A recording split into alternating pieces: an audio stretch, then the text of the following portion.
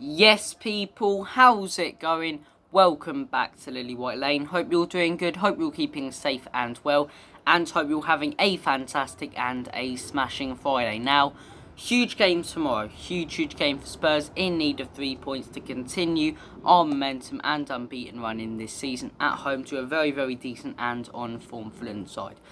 Obviously, before a game, every manager does their press conference. Antonio Conte has done his press conference, and once again, in my opinion, a lot of his comments have been completely and utterly taken out of context, which seems to happen a lot with Antonio Conte at Spurs. Is it because people in the media and Spurs fans want to be negative and get him out of the club? I don't know. I don't know if people in the media really want him out of the club and there is a true bias against Tottenham. But once again, we're seeing comments that Antonio Conte made on Twitter and Instagram being completely taken out of context, and people criticising or having a massive go and having a meltdown about the board and Antonio Conte after his comments, which once again have been taken completely out of context. One of the comments he said is, we're going to need 2 or 3 more transfer windows to catch up with the top teams. Once again, that's been taken out of context. Some people have seen that as Arsenal and Chelsea. I see that as Liverpool and Manchester City, and I believe he is talking about Liverpool and Manchester City. And like I say, it's not going to be a one summer bang competing for the league title. Same thing happened with Arteta at Arsenal, and now the process is finally starting to work there. With Antonio Conte, this process is going a lot quicker. We got into the top 4 in our first year, and Antonio himself says it's a process. So he goes on to say, okay, we're going to need 2 or 3 more windows to catch up with the top teams. And people start massively criticising our board, and once again saying we haven't backed Antonio Conte. Once again, it's been taken out of context. He said there, we need more windows to compete with Manchester City and Liverpool. If anything, that should be a positive, because he's looking at the long-term future of the club, looking to really build something at Tottenham Hotspur. And of course it's going to take a couple windows to catch up with them. A 22-point gap doesn't change in one window, no matter whether it's a 10 out of 10 or a 1 out of 10 window. It doesn't change. It's going to take time. And once again, people have taken Antonio's comments out of context and are criticising and having a meltdown on Twitter. It's like, completely taken out of context. Another one that's been taken out of context. Antonio Conte saying Bissouma needs to catch up to Bentancur and Højbjerg. And then you see all these people criticising the board and saying Bissouma wasn't Antonio Conte's player. Seriously. It once again taken out of context, this comment. What he's clearly trying to say there is he's only just joined Spurs. He had 9 days as well where he had COVID as well. He's only just joined Spurs. It's obviously going to take time for him to settle into the team. We saw that against West Ham. When he does, he's a world-class player. And he clearly is an Antonio Conte signing. Antonio Conte wanted to play. We got that deal done in 1 day earlier in the window. Yet people are now saying, oh, Antonio Conte, Bissouma isn't his player, just because Antonio said it's going to take a while for Bissouma to catch up, because he had his first start in the week and was okay. It's like, it's obvious really what he's saying. It's not that hard, but some people for me want to spin a negative narrative onto everything to criticise for no other reason than genuinely they are negative. And that's what I'm seeing a lot on Twitter. Some people, dusted club, Bissouma started, not even playing. Of course it's going to take time for him to settle into the squad. Instead of focusing on that as well, focus on Spence's comments. And he's basically saying the same thing. He goes, okay, I wanted Spence as a player. It's going to take time for him to settle into the squad. That's obvious. That's blatantly obvious. And once again, Antonio Conte's comments have been completely taken out of context. Another one he said, which has been taken out of context, the 2 or 3 windows to catch up. But he said other teams have strengthened. And it's going to be hard to compete for top 4. Now people go, we're not going to get this. You can't have a decent window, a 5, 6 out of 10 window, 7, depending on your opinion on it, and then be challenging Liverpool and City and escape from Arsenal and Man United and all these other teams. Of course they're going to strengthen. Antonio, what he's saying there is other teams have strengthened alongside us. Yet people are now going, we haven't strengthened as much as those teams. We're not going to get top 4, blah, blah, blah. Comments once again taken out of context. And it's so frustrating because it happens so much with Antonio Conte with the media. a lot of Spurs fans. And yes, he's known to be very on and off, and 1 minute having a massive go and the next absolutely fine. But these are 3 comments that he's made today in this press conference that have been highlighted on Twitter by fans. And then the club and the owners have been berated for them, right? I have my own opinions on Enic. I'm not huge fans of Enic. I'll say, okay, of course it's going to take windows. They could have done a bit more business. I'm unsure in them right now. A few years ago, I was like, okay, I don't want them in the club. They've stepped up in the last year or so.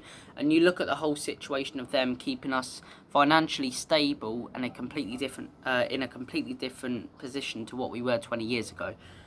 But then they are still lacking a bit of ambition. But look, people just going, oh, Enic out, Enic out. It's any excuse to go Enic out. Even when the context has been completely taken out of what Antonio Conte said in his press conference. But it is annoying. It is very, very annoying to see that. But look, 3 comments he's made basically said, other teams have strengthened around us. It's going to take a few windows, obviously, because it's a process to catch up with the top 2. And Bissouma and Spence haven't really settled in yet. For some reason, that's caused an absolute shitstorm on Twitter. So, there you go. But look, needed to get that off my chest. Very, very frustrating. Let's move on to the Fulham game. So, Tottenham versus Fulham tomorrow at the Tottenham Hotspur Stadium. It's going to be, in my opinion, on form, our toughest game of the season. Fulham, they've come to the Prem where most people expect them to go straight back down. And they've really proved themselves. They look a really, really good Premier League side. They made some huge signings in the summer. Players like Paulinho, who stepped up in the Premier League. Mitrovic, finally actually stepping up in the big division and already banging in the goals. Always a threat. They're a very, very tough team with a very, very good manager. I think they will fall off at the end of the season because that's what Marco Silva does. But they've started the season brilliantly, so it's going to be a very, very, very tough game. As far as the lineup goes for this game, do you start Bissouma? It depends. We haven't really had any information on the Bentancur injury, whether that was just a knock in the week against West Ham or if he's properly injured, which is poor because, you know, we hear it about most injuries. But look, Christian Romero should be back, and that should be huge for our defence. It means we'll be able to play out from the back. We'll play quicker football, similar to what we did against Southampton and Chelsea as far as playing out from the back. You've got to remember we've missed that for 3 games, so of course our playing out from the back isn't going to be good. We've got our main defender back. Line up for me, I think the back line's simple when you've got Romero in there. I think you've got to go Hugo Lloris, who had a shocker, but he's our only real option away from Fraser Forster. Perisic, Dyer, Davies, no way Sanchez if Romero's fit, so Romero in there. Right wing back, it could be an interesting one. Will he start Spence? Spence had a decent few minutes against West Ham, decent few minutes against Forest. Could Spence be getting his first start in a while? I'm not sure at all, but we'll get to first starts in a minute because there's someone who I expect and want to start. But look, Royale, I think he will go with. Doherty back from injury. Everyone's going, oh, Doherty. I'm sure he can turn it off, but you've got to remember at the end of last season, Doherty was playing really, really well until he got injured. Was one of our best players at wing back. So look, Doherty could potentially come in. I'm expecting it to be Royale though. Bentancur, if he's fit, it'll be Bentancur and Højbjerg. If not, Højbjerg and Bissouma. And the front 3, it's an interesting one. Do you play Son? Because then if you take him out, it knocks his confidence. I'd like to see Richarlison. I think most Spurs fans would like to see Richarlison. So my heart's telling me go for Richarlison, Kane and Kulusevski, right? But then at the same time, I think, okay, give Son another game. If he doesn't step up in this game, you've got to forget about knocking confidence because he's knocking points off our final score the way he's playing, right? He's knocking points off our final points tally at the end of the season, which could be the difference between Champions League football and contending for trophies or not, right? So I think Son will get another game, but he seriously needs to step up this time. I made some comments after the West Ham game, got debated. Some people agreed, some people disagreed, which I like. It's football. Everyone has their own opinion, but yeah, I think Richarlison can offer a lot more, but at the same time, he's more of an impact sub. I think you give Richarlison a start. I don't think it will knock Son's confidence. I think it will do what Kulu did last season when Moura came in and he came off the bench. in that Wolves game, and from there for the rest of the season, he was arguably our best player. He was phenomenal. So, look, I'm sure when he scores that first goal, someone will be off and running. I'm sure when he scores that first confident, I'm sure when he scores his first goal, his confidence will be off. It'll be up and running, and he'll be banging in goals left, right, and centre into the back of the onion bag like he did last year. But I think you've got to start Richarlison for this game. I really do. So that would be my lineup for this game. Fulham, Dan James. Will he start? I don't think he will. I think he'll be on the bench. But you could write it now. Spurs after Dan James. Fans furious. 1-1. Dan James comes on and wins it at the end for bloody Fulham. It's written in the stars, isn't it? But look, I'm really hoping for a win. I'm hoping we can kick on in this game. Continue our unbeaten run. People going, negative start to the season. It's not really been. We picked up 8 points from games which we picked up none from last season. I see people replying to people who say, going, that's the wrong mentality. What, for stating facts? That's the wrong mentality. Really? It's like, but look, I think it's been a decent start to the season. A point away midweek at the London Stadium wasn't the worst result. But I think looking at our fixtures now, okay. Fulham next.